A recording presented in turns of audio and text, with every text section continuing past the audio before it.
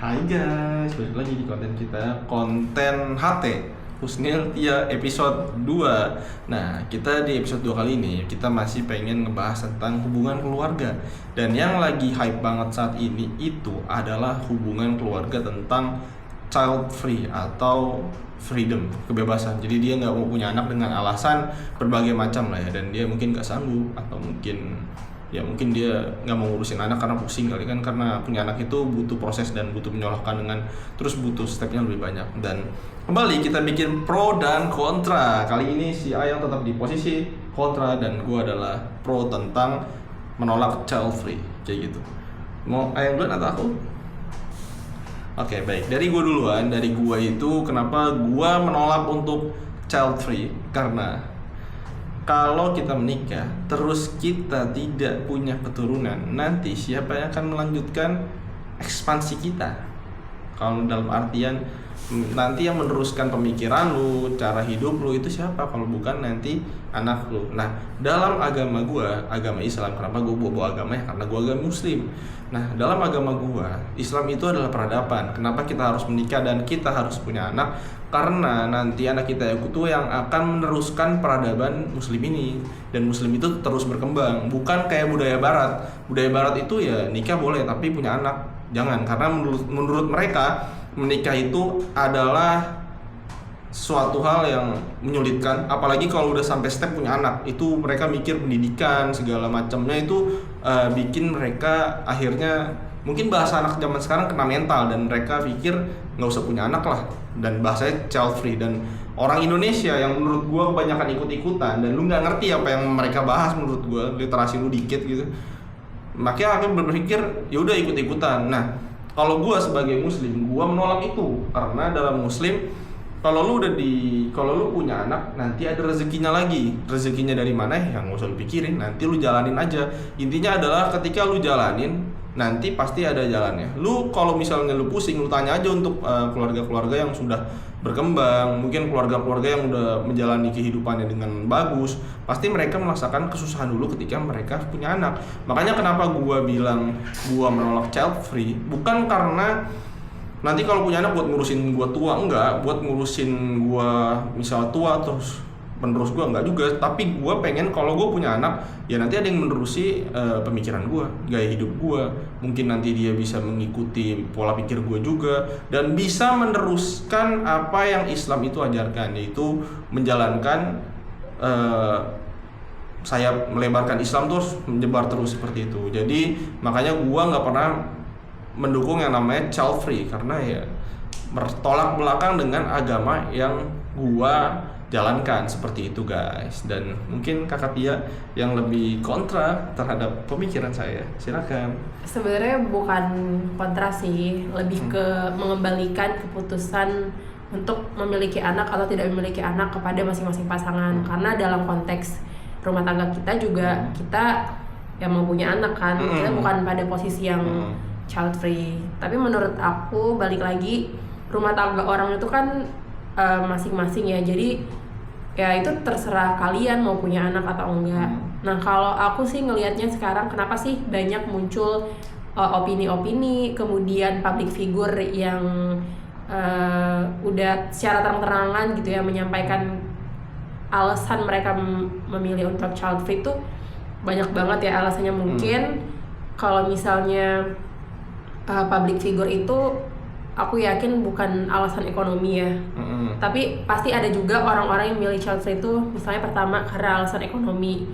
Gak semua orang itu sudah matang secara finansial, terus berkecukupan ekonomi, jadi mereka tuh mikir gitu loh ya, kalau misalnya mereka punya anak, duh nanti yang menghidupi anak aku siapa ya gitu.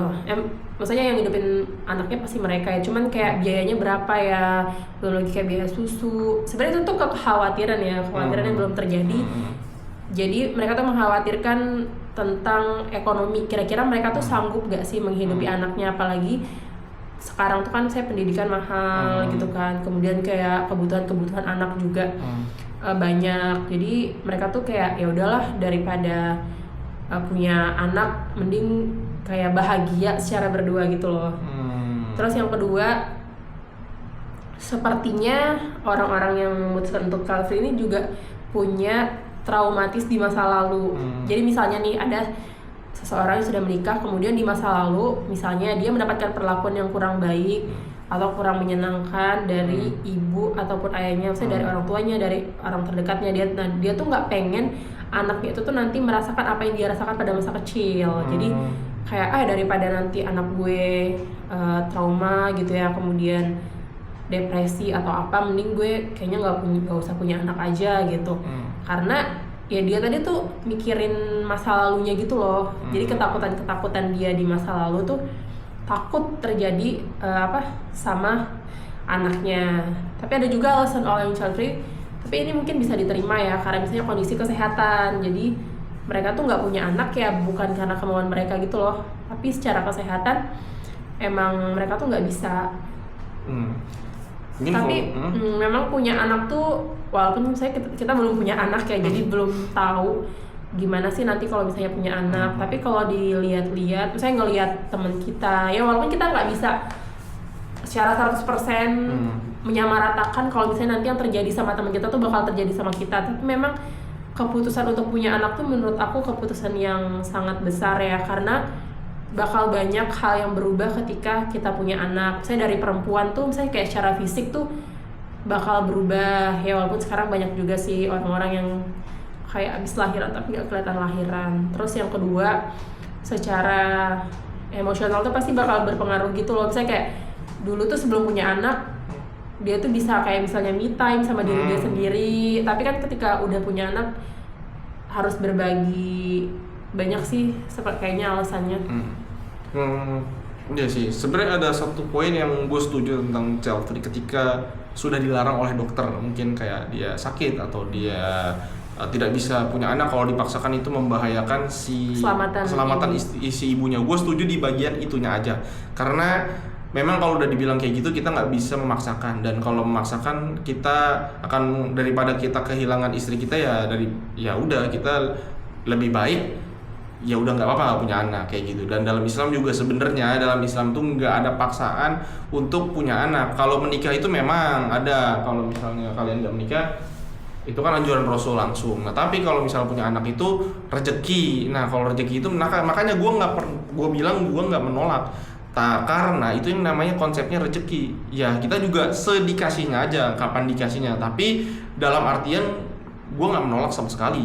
Kan ada orang yang keras banget, gue gak mau punya anak.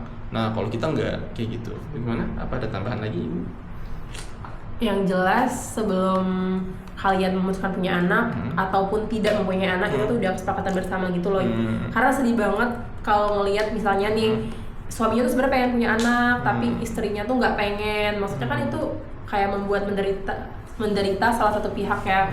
Jadi memang obrolan mau punya anak atau nggak punya anak itu menurut aku harus udah diobrolin sebelum nikah sih, karena itu tuh bakal berpengaruh sama jangka panjang kan, karena kan nikah itu seumur hidup. Oke, gitu. Mungkin selesai kita hari ini. Oke, see you guys. Nanti mungkin kita bakal adu pendapat lagi. Kita ngadu pendapatnya nggak ribut sih, cuman kayak silang pendapat aja. Ya bertukar pikiran, iya, bagi kayak insight. gitu guys. Thank you. Dadah.